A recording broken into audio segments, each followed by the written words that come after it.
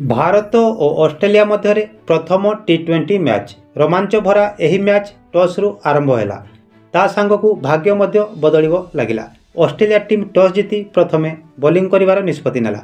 भारतीय टीम पक्षरु शुभमन गिल और अभिषेक शर्मा ओपनिंग करियाकू पड़ियाकू ओह्लाइले, किंतु समस्तक नजर थिला अभिषेक शर्मा उपरे, कारण एशिया कप्रे जोपरी धुआंधार बैटिंग करथिले विश्वास थिला आज पुणी थरे अभिषेक एहीपरी बैटिंग करिवे। यह सत हैला मध्य प्रथम ओभरु ही अभिषेक शानदार चौका मारी निजर दमदार आरंभ देखाइले।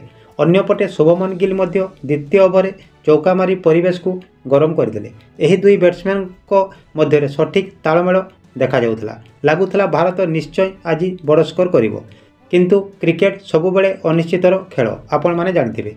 4 ओभर पंचम बॉल रे अभिषेक नेथन आलिस को बॉल रे टीम डेविड को कैच देदेले। व्यक्तिगत 19 रन करी अभिषेक आउट हो गले। भारतीय टीम को 35 रन रे प्रथम विकेट हराइबाकू पड़िला।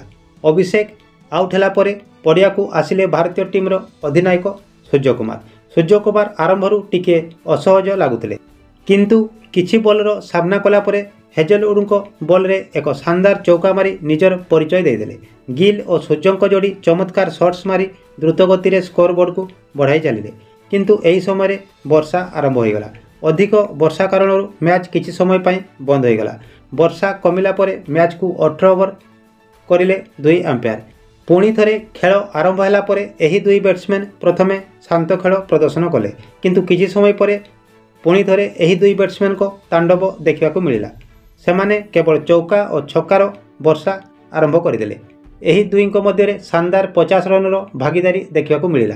सूर्य कुमार 10तम ओभर लगातार 2टी छक्का और 2टी चौका मारी पड़िया दर्शकों को मनोरंजन को बढ़ाई देले, किंतु भारतीय टीम रो भाग्य खराब थिला बोधे, सेथिपाई वर्षा पुणी थरे खेल को बाधाप्राप्त कला। खेल बंद होला बेलकू भारतीय टीम 9.4 ओभर 97 रन संग्रह करथिला, केवल गोटे विकेट हराई। शुभमन गिल मध्य 37 रन करी खेलुथिले। सूर्य कुमार 24 बॉल रु धुआंधार 48 रन संग्रह करथिले। एही मैच रे भारत निश्चय एक मजबूत स्थिति रे थिला।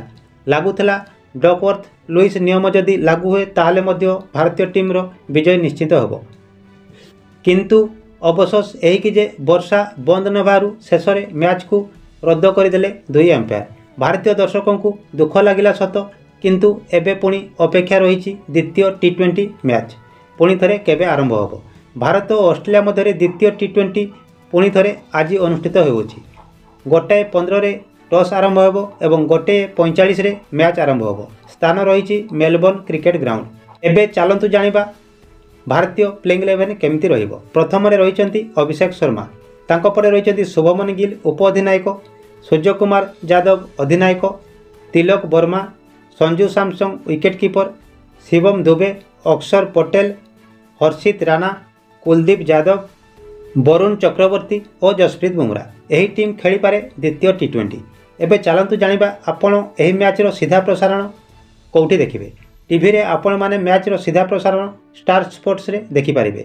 सही परी जियो हॉटस्टार माध्यम रे आपण मोबाइल रे मध्य एही मैच देखि पारिबे। तो फ्रेंड्स, आपण को मतरे द्वितीय टी20 के जितिबो कमेंट रे निश्चय लिखि जणांतु। धन्यवाद। जय हिंद, जय भारत।